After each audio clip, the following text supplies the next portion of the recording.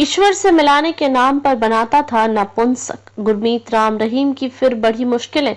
इस मामले में शुरू होगा ट्रायल। साधुओं को नपुंसक बनाने के मामले में सच्चा सौदा। डेरा मुखी को इस केस की डायरी और गवाहों के बयानों की कॉपी सौंपने के पंचकुला सीबीआई कोर्ट के आदेश के खिलाफ दाखिल सीबीआई की याचिका पर पंजाब हरियाणा हाईकोर्ट ने फैसला सुरक्षित रख लिया है।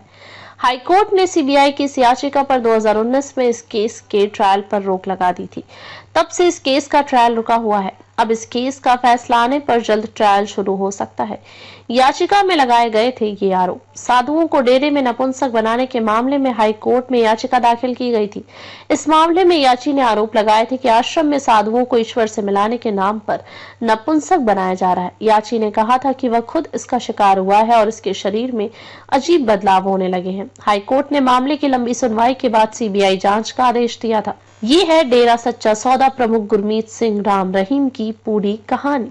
आदेश के बाद सीबीआई ने जांच शुरू की और निचली अदालत में चार्जशीट पेश कर दी। तब से यह केस पंचकुला की सीबीआई कोर्ट में चल रहा है।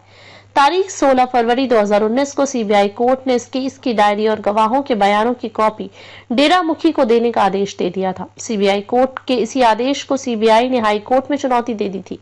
हाईकोर्ट ने तब ट्रायल पर रोक लगा दी थी और अब हाईकोर्ट ने इस मामले में फैसला सुरक्षित कर लिया है। 20 साल की सजा काट रहा है डेरा मुखी राम रहीम।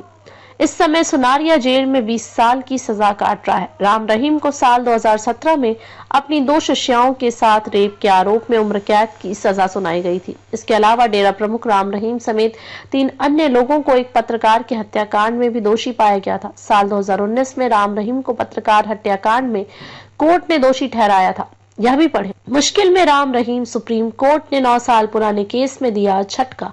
बेअदबी से जुड़ा है मामला।